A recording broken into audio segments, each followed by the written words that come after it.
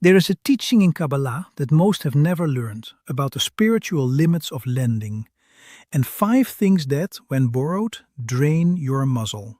Stop everything. Generosity is a pillar of Jewish tradition. Chesed, loving kindness, is one of the highest sefirot. But Kabbalah also teaches gevurah, discernment, limits, the strength to say no when necessary. And there are 5 things that tradition teaches should never be lent, not even to family, because they carry such a personal spiritual connection that, when they leave your hands, part of your spiritual energy goes with them.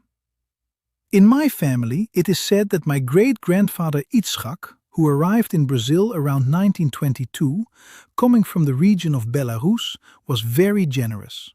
But he had 5 non-negotiable limits.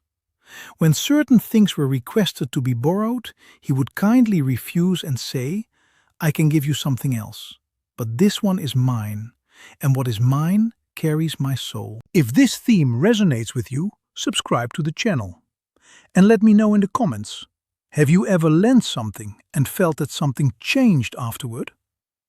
I will share the 5 objects that Kabbalistic tradition teaches carry non-transferable personal energy. First, your prayer objects. Talit, tefillin, personal siddur. In Kabbalah, prayer objects absorb the kavanah of each prayer you make with them. They are saturated with your personal spiritual energy. Lending them is lending your channel of communication with the Eternal. Second, your consecrated salt. If you practice rituals with salt, and we are talking about this in this series, the salt that has been consecrated with your intention carries your veshimu. Personal purification instruments should not be lent. Third, your bedding, specifically the pillow. The pillow absorbs your dreams, your nighttime prayers, the impressions of your neshama during sleep. In tradition, lending the pillow is lending access to your spiritual dreams. Quarter, your kli of parnassa, the wallet. This may seem obvious in a practical sense, but the spiritual meaning is deeper. The wallet carries the reshimu of all your relationship with money. Every transaction, every intention, every prayer you made about prosperity. Fifth, your personal mirror. In Kabbalah, the mirror reflects your tselem, your divine image. When another looks into your personal mirror, they are overlaying their tselem onto that object. Tradition does not teach this out of greed. It teaches out of spiritual wisdom. Each person has their own channels, their own kelim, and mixing kelim can create spiritual confusion that affects both parties.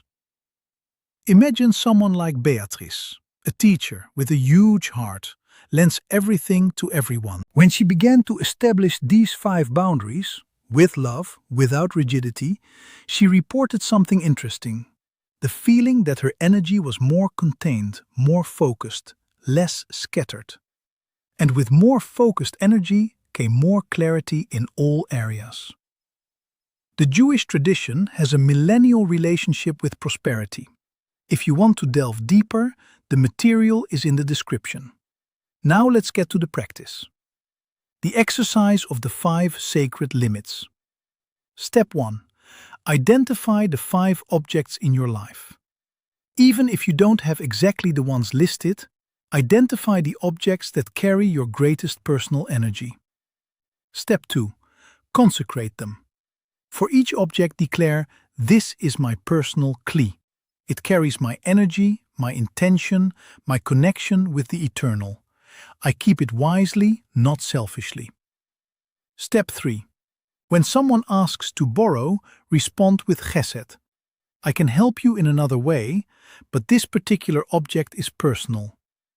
Make this consecration once and reinforce it monthly. What this practice cultivates: protection of personal spiritual channels without losing generosity.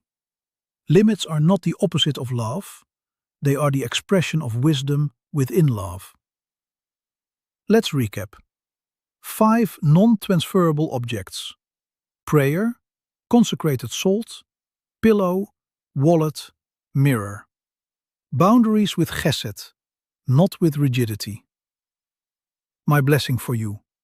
May the Eternal protect your kelim, your personal vessels. May your generosity be immense yet wise. May your boundaries be firm yet loving.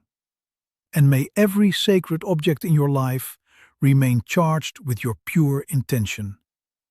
It is declared, it is done. Ken Yehi Ratzon. Amen.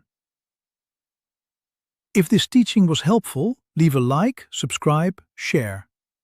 In the next video, I will reveal 3 words you should say before sleeping to manifest your dreams into reality. I'll see you there. Shalom Aleichem. See you in the next study.